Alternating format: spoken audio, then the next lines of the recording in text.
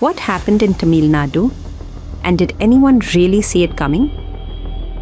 For decades, Tamil Nadu politics has been defined by a predictable rhythm. The Dravidian giants, primarily the MK Stalin-led DMK and the legacy of AIA-DMK, have dominated the state's political imagination. Elections were contests within that ecosystem, not outside it.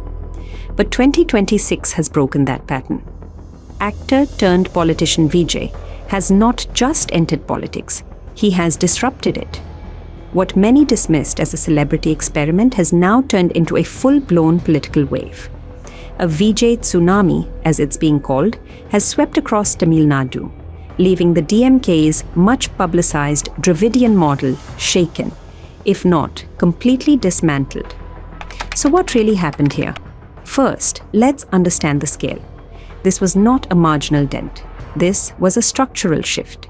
The DMK, which came into this election confident about its governance model, focused on welfare, social justice, and state autonomy, suddenly found itself on the defensive.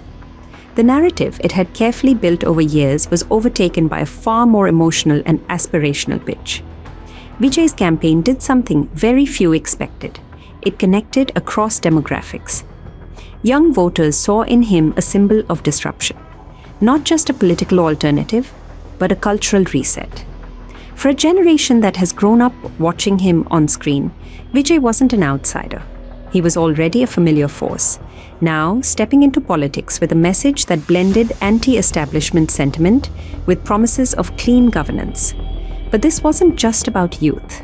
There was visible fatigue among sections of voters, fatigue with traditional political structures, fatigue with legacy narratives, and perhaps even fatigue with what some perceived as entitlement within established parties. Vijay tapped into that sentiment effectively, and importantly, he avoided a common trap. Unlike many celebrity politicians who rely purely on charisma, Vijay built a disciplined campaign. Ground-level organization, targeted messaging, and a careful avoidance of ideological extremes gave his campaign credibility. He didn't try to out-Dravidian the DMK.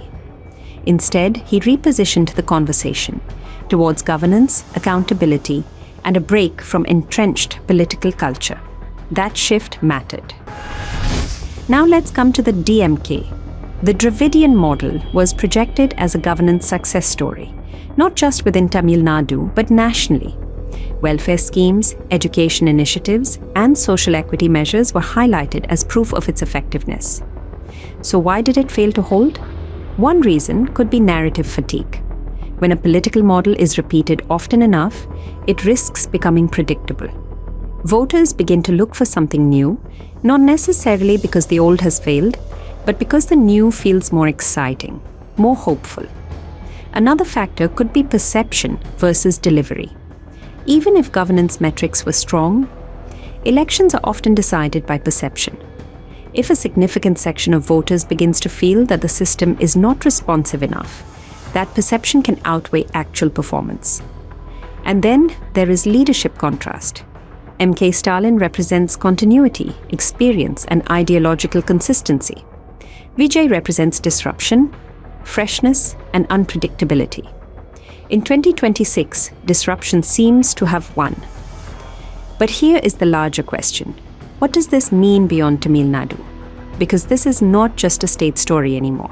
If a political outsider with strong cultural capital can dismantle an entrenched political narrative in a state as politically aware as Tamil Nadu, it sends a message across India.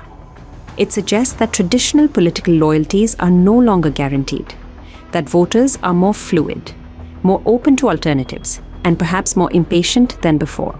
It also raises a caution for established parties. Narratives, no matter how strong, cannot remain static. They need reinvention, they need renewal. Because the moment a narrative becomes predictable, it becomes vulnerable. At the same time, Vijay's victory brings its own test. Winning an election on disruption is one thing. Governing after disruption is another. The expectations will be immense. The scrutiny will be relentless. And the real challenge will begin now. Can this new political force convert momentum into governance? Because in politics, waves can rise quickly, but they can recede just as fast. And that brings us back to the central question. Is this the beginning of a long-term political realignment in Tamil Nadu? Or is this a moment of electoral rebellion that will eventually settle back into the familiar?